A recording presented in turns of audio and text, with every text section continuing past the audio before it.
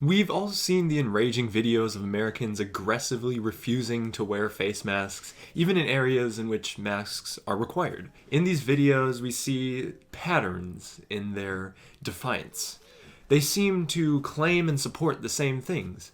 Most will say along the lines of something like this: "Oh, it's my freedom to choose not to wear a mask," or "this is a free country," or "I can't breathe with it on," or "I have health conditions that hinder my ability to wear a face mask," or even "COVID doesn't exist." Even though they seem to claim the exact same things when defying the law, what is the actual psychology behind why people don't wear face masks? Since COVID-19 and mask defiance are both novel or new topics, we must understand the psychological factors implicating the rebellion against masks aren't fully understood yet. We still have a lot of studies that need to be completed. We've really only been wearing, like in the United States specifically, we've really only been wearing masks for like 6-7 months. So there's still a lot of studies that need to be done, of course. Some of these factors, though, may include factors like asthma, COPD, emphysema, and other lung conditions, specifically involving physical health factors. Another health factor could be just a high resting heart rate. It basically means that you're going to breathe faster because your heart rate is faster. If you want to see that in action, put on a face mask and try to run for 2 minutes straight. It does not feel good. It makes it very tiring, let's just say it that way. In terms of psychological factors, there are many, and they do not all relate to political affiliation, on the contrary to what many politically correct people will tell you. In this episode, we will discuss some, and I cannot stress enough when I say some, of these psychological factors that likely cause uncomfortability with wearing masks. Because this episode features a highly controversial topic, I will do my best to refrain from political bias. I will do my best to maintain independent thought. If I become biased or if I sound biased in the viewpoints in the video, please just correct me. This is a YouTube video. You can always go to the comments section, and at least as of now, I always reply to everything, so I guess we'll just see how that goes. My goal in this video is to make sure that you guys don't see my political views, because some of you guys may know my political views, but most people don't entirely know them. And my goal in this video as an independent YouTuber is to remain independent. So I'm going to try to shy away from the politics of face masks. You may have noticed that I have not once called any of these people anti-maskers. Why not? Why don't I call them anti-maskers? You may be questioning this because it does require some grammatical maneuvering to refrain from the use of this phrase. I do this because anti-masker is an inflammatory term. It is purposely intended to alienate the person who is refusing to wear the mask, and we are trying to manipulate them into conforming with our own beliefs when we're telling them that they should be wearing masks, when we're calling them anti-maskers. And the one reason why I think this is problematic is because they are in the first place being rebellious. This is, in my opinion, the no mask rebellion is a teenage rebellion. So I'm going to give you guys an example when it comes to an actual teenager, like when it comes to adolescence. Think of a rebellious teenager. If you tell them that their rebellion will keep them from contributing to society, and meaning you're telling them they'll have no future, they will very, very likely keep rebelling, and they'll honestly probably rebel even more than they did before. It's all about non-conformity when it comes down to it. So saying anti-masker just really doesn't work. We need to approach these people with respect, kindness, and open-mindedness. Instead of denigrating them and manipulating them, we should treat them like ourselves. And maybe out of our own respect, they will follow the mask ordinances themselves. First of all, we're going to explain political psychology surrounding the movement. First off, this rebellion is generally most prevalent in the United States, but there are also similar movements in countries like Germany and somewhat the United Kingdom, also Sweden, but Sweden just doesn't have a mask ordinance in the first place. In most countries in which the rebellion occurs frequently, the mask defiers generally reside along party lines. There is no denial in this. I'm sorry guys, but there's no denial in this. For example, in March of 2020, when the CDC began recommending the use of cloth face masks in public, the US President Donald Trump was quick to lobby at least somewhat against them. He was relatively neutral. You'll see the quote. For example, upon questioning surrounding the recommendation, Mr. Trump responded by saying, and I quote, "So with the masks, it's going to be really a voluntary thing. You can do it. You don't have to do it. I'm choosing not to do it. But some people may want to do it, and that's okay. It may be good, probably will. They're making a recommendation. It is only a recommendation. It is voluntary." End quote. Well, this response is unquestionably quite neutral, and if you were a normal member of society, this wouldn't really matter that much. There is a specific sentence that I believe is very important. It is this: I'm choosing not to do it. There's a very common phrase in politics, not only politics, but in general society, specifically for leaders, and that's lead by example. One thing of presidents is that they set precedents that and because of how much of an effect, how much influence they have in their country, there will be a lot of people that follow what they do. And Trump chose not to wear masks, and that choice led to this rebellion, at least in some form. It's not the only reason, but for the people residing along party lines, it is the reason. Now, I'm not really going to be like, oh, Trump is at fault, this is all Trump's fault, but his precedent is at least somewhat at fault. But there are many other reasons. We have to understand that there are many other reasons. Non-political psychology surrounding mass defiance, there's a lot of it too.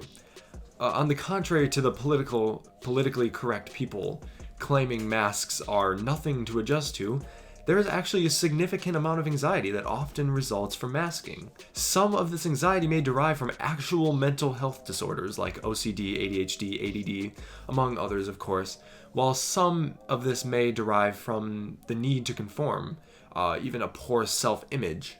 So we'll start by talking about some of the conformity reasons and other reasons, of course. Some people have a poor self-image when they're wearing masks. They want to show their entire face. They feel like they're kind of just missing their identity, like they don't have their identity, and they kind of just feel out of place. That also brings about the need to conform. These people, many people, they live in these rural towns or these conservative suburbs in which no one really wears masks.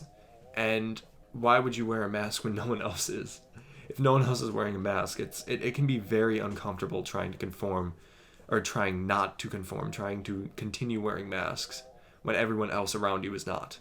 So on to OCD, ADHD, and ADD, among the many disorders, basically. Mental disorders like ADHD, ADD, and OCD can easily lead to at least some anxiety surrounding masking. While I am not personally an anti-masker, while I don't personally defy the masking ordinances, I did have a lot of trouble adjusting to wearing masks, especially early on. Like, before the mask ordinance, I wore masks less than most people did. I wear masks more often than most people do now, but in the past I didn't. So basically, earlier in the year, when they started recommending face masks, okay, so I have OCD. I have a mild form of OCD, nothing crazy. It's an anxiety disorder. It's chronic anxiety. It's annoying, let's just say it that way. When the mask was starting to get recommended, I had a lot of trouble adjusting to it. I had a lot of anxiety about like being targeted because I was wearing a mask, and I live in a very conservative town myself, and no one wore masks. I was the only one who ever would wear a mask, like when I'm riding my bike. So I felt very, very uncomfortable, and I felt like I would get targeted.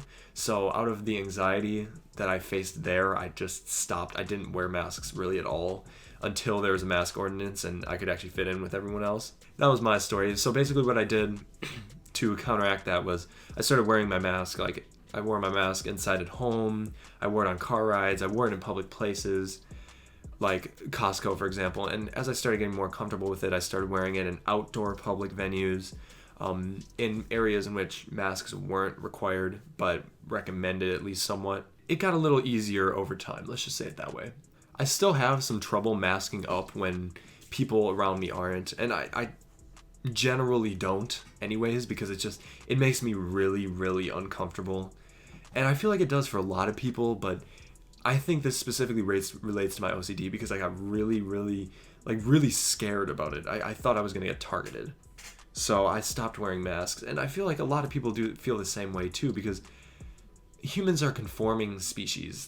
There's no denial in that. So it makes sense that we would be at least somewhat nervous or uncomfortable when we're the only ones wearing a mask and there are 250 people around us not. Onto ADD and ADHD. For an explanation of difficulties masking for individuals with ADD and ADHD, I actually have a guest speaker who will explain this in detail. My friend's partner, Elle, experiences ADD, and in her explanation, she will detail her experience and difficulties with adjusting to wearing masks. And we'll also detail how adjusting to wearing masks can be very difficult for individuals with ADD and ADHD. Hello, my name is Elle, and I would like to talk about masks and mental illnesses. For me, it feels more like a muzzle because of how, well, obviously, it's over your mouth, and when you look around, it also looks like people are wearing muzzles. It feels like I am restricted from saying things. I feel trapped, and in sometimes it does bring up my anxiety. Covering your face changes the way you look, may cause negative feelings around your identity or body image. That is another thing that I do feel, and that is what obviously others do feel as well. Having certain materials touching your skin may feel very hard to cope with, which would be a sensory overload. My biggest part with masks that really hurt or make me uncomfortable is that I wear glasses, and obviously, whenever I wear a mask, it always fogs up, or I need to put them in a certain position. It's very, very, very weird. And the fact that I can't walk around without a mask, without giving the anxiety that someone will hurt me, or anything else like that, it gives off a lot of anxiety. And it really hurts like that because you can't just be yourself when you're out, and you can't feel safe at all when you're not wearing a mask unless you're directed to take your mask off. It's like going to a bar and seeing that everyone there is not wearing a mask. That's how you feel. That's how you know that you are safe. But either way, have a good day. Bye. Overall, it can be shown that the bridge to wearing masks, despite what many politically correct people will say, is quite a difficult journey. For me, this underscores the necessity that we handle the people defying mask orders with respect and patience rather than denigration and aggression. Masks are very important tools to curb the spread of not only COVID-19, but also the flu and the cold. But we must understand why people feel uncomfortable wearing them before we assume their political affiliation. In no way does this attempt to excuse the defiance of mask ordinances as justifiable. It is still our duty to protect the ones around us. It is still our duty to care for our fellow human brethren. If you have any questions, comments, concerns, or corrections, you may email me using the email address provided in the description, but if you want to comment, of course, you may comment. A huge thanks to Elle for sending her story, and as always, have a good morning, good afternoon, good evening, and good night. Take care, and stay curious.